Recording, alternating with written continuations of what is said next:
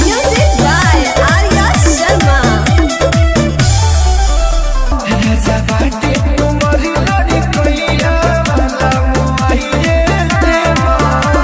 भाई लोग नमस्कार। जी हाँ दोस्तों, खेसारी लाल यादव जी का बहुत ब्लास्ट लेवल का सॉन्ग आप लोग के बीच में रिलीज होने वाला है। तो भाई लोग वीडियो को लाइक और चैनल को सब्सक्राइब करिए। चलिए वीडियो को शुरू करते हैं और जानते हैं गाने के बारे में।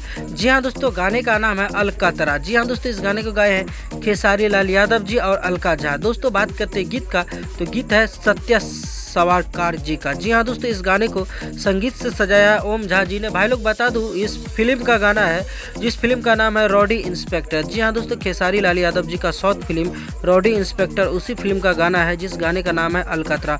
तो भाई लोग इस गाने को जो है टीम फिल्म भोजपुरी से 29 तारीख को सुबह में रिलीज किया जाएगा। गाना काफ़ी लाजवाब का है। और दोस्तों बात करते हैं, इस गाने में नजर आएंगे आप लोग का ग्लोबल स्टार यानी ट्रेंडिंग स्टार खेसारी लाल यादव जी और साउथ का हीरोइन मेगा एक्ट्रेस। जी हाँ दोस्तों, एक मेगा एक्ट्रेस का एक शॉर्ट सॉन्ग आया था, आप लोग जरूर देखे थे शॉर्ट सॉन्ग को, जो कि काफ़ी मज़ेदार था और सैड सॉन्ग था। अब फाइनली आप लोग के बीच में एक और बड़ा तहलका मचाने के लिए आ रहा है रॉडी इंस्पेक्टर फिल्म का गाना, जिस गाने का नाम है अलकतरा। तो दोस्तों आप लोग काफ़ी दिनों से इंतजार कर रहे थे इस गाने का, ये गाना कब सुनने को मिलेगा आप लोग के बीच में। तो फाइनली आप लोग का इंतजार का घड़ी खत्म हो गया और गाना का रिलीज डेट आ गया आप लोग के बीच में।